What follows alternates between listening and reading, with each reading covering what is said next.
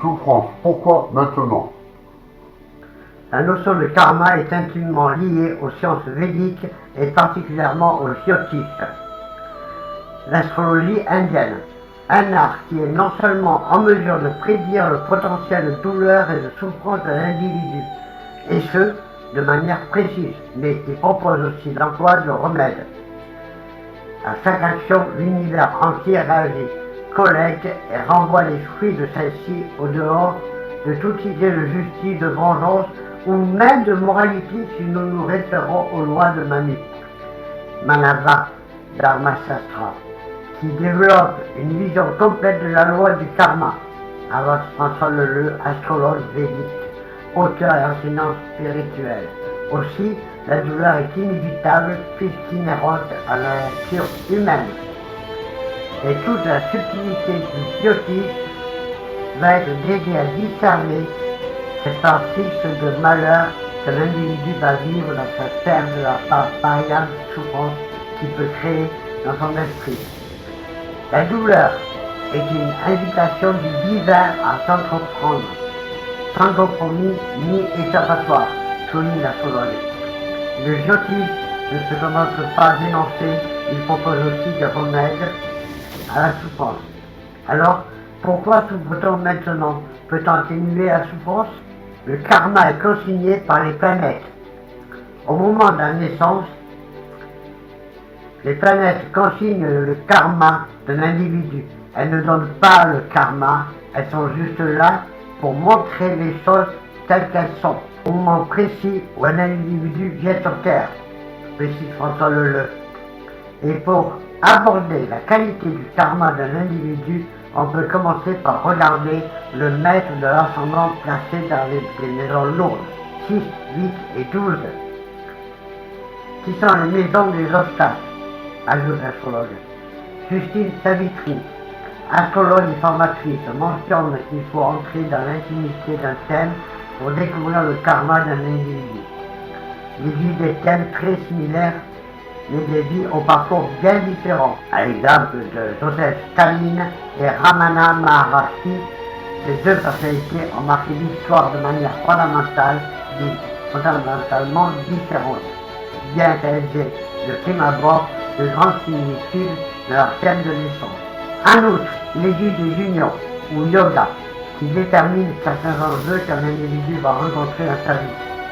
Pour Justine Savitri, le ciel de naissance donne aussi des indications précieuses à travers ce que le jyotish appelle l'axe Rahu-Ketu. Rahu est le nœud nord et Ketu le nœud sud.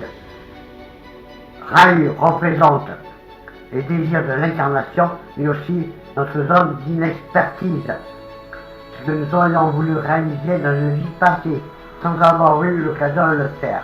Ketu est quant à lui notre zone de confort, voire de rejet, et que nous avons déjà expérimenté dans les vies précédentes, mais que nous n'avons pas fini. C'est ce que l'on doit conclure, et ce qui doit être vécu en vertu de la loi du karma. Ce sera forcément une douleur prédéterminée, la perte d'un enfant, la perte de son mari ou de sa femme, la survenue d'une maladie importante.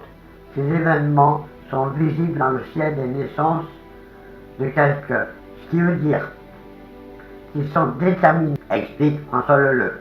Les femmes qui peuvent jalonner la vie humaine sont inévitables et représentent une part de karma fixe.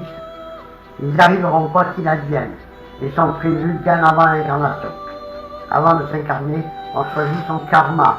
Si on est pressé, on prend un gros karma pour aller vers un éveil radical, où l'on peut prendre un karma plus léger, mais l'éveil sera plus lent. Ce n'est pas une question de bien ou de mal, mais de choix d'incarnation, ajoute-t-il. Et le concept est dur à tolérer. La douleur de la perte, la douleur de l'abandon, de la maladie, les capacités qui diminuent. Comment accepter d'avoir choisi un tel supplice quand d'autres humains semblent jouir d'une vie paisible? Notre corps physique, notre famille, notre pays de naissance, notre enfance, nous ne pouvons échapper à ces karmas qui conditionnent notre qualité d'adulte.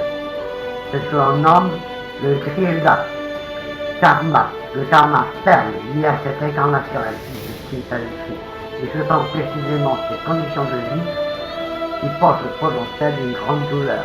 Mais pour Justine Savitri, si certains événements sont visés par la loi karmique, il y a bien souvent une opportunité de changement ou d'évolution du karma, une souffrance variable.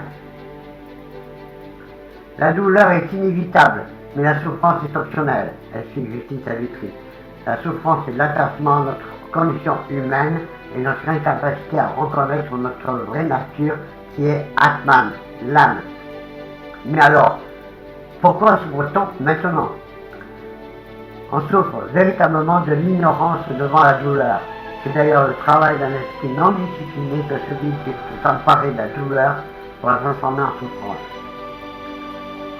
Certains appelleront la victimisation, là où d'autres y verront une affliction de l'esprit ignorant. Le remède principal est sans détour la pratique spirituelle. Il faut tourner son regard vers l'intérieur et s'occuper de cette souffrance par le yoga, la méditation. Une pratique spirituelle, religieuse ou même laïque, explique François Leleu. Justine Savitri corrobore l'idée et précise que si la souffrance est conditionnée par notre nature individuelle, il est assez concevable de penser que nous avons une maîtrise de cette condition. Elle ajoute que nous pouvons choisir d'accepter la douleur sans pour autant créer un attachement à elle. La souffrance devient alors un choix, kriyamana, karma ou libre arbitre.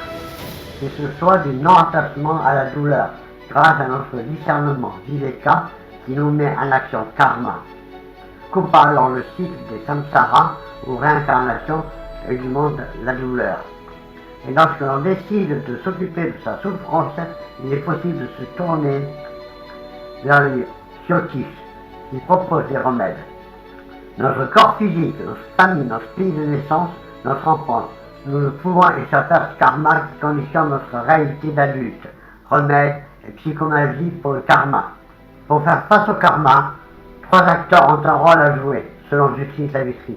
Dieu accomplit 50% du travail, l'enseignant spirituel en fait 25% et l'individu est responsable des 25% restants. Pour engager ces 25% de libre arbitre, on peut corriger son karma de manière passive avec le choix de couleurs, les encens, les symboles, les yadhyas, les pujas, les yantras ou encore les cartes précieuses. Autre manière de dialoguer avec le karma, la démarche assertive qui engage la prière et la méditation, l'affirmation, l'étude du yoga, le service et la charité, ainsi que l'alimentation. L'assertion est beaucoup plus efficace que la démarche passive, puisque nous sommes davantage engagés dans un processus de changement, précise l'astrologue. En outre, les préconisations du Jyotish révèlent parfois des aspects psychomagiques étranges ou propres au premier abord, mais qui agissent profondément sur le plan symbolique. Les effets planétaires peuvent donc être atténués par une discipline spéciale, telle que nourrir les corbeaux pour Saturne ou planter certains arbres pour Jupiter, affirme Justine Savitri. Enfin, pour qu'un remède fonctionne, il faut s'investir sur la durée. Les remèdes vont agir de plusieurs façons, à la fois sur le plan énergétique, émotionnel, puis matériel. C'est pourquoi il faut 40 jours à un remède pour agir. Les remèdes agissent à la fois sur la pensée et les croyances, les émotions et le subconscient ou l'instinct cosmique. Se libérer par la grâce et la foi. Il y a des grâces qui peuvent se deviner dans un thème natal, notamment la grâce du Dharma, liée à Jupiter et à la maison 9, mais il y a aussi des grâces qui restent dans le secret du divin, explique François Leleu. Et la grâce est la transformation ultime d'un karma par la volonté du principe divin. Ainsi, ce qui semblait inévitable peut devenir évitable, ou du moins prendre une autre forme dans la matière. Pour Justine Savitri, Cette dimension est intimement liée à un remède qui sort du lot, la foi, la seule et unique chose qui pourrait interférer avec notre karma fixe et la constance universelle, que certains appellent plus communément Dieu. Seule sa volonté et son pardon peuvent nous libérer du karma auquel nous faisons face. C'est ce que l'on nomme Praisacitta ou l'expiation chez les chrétiens, précise l'astrologue. Guérison miraculeuse. Cependant, repentance inespérée, renaissance après une souffrance innommable.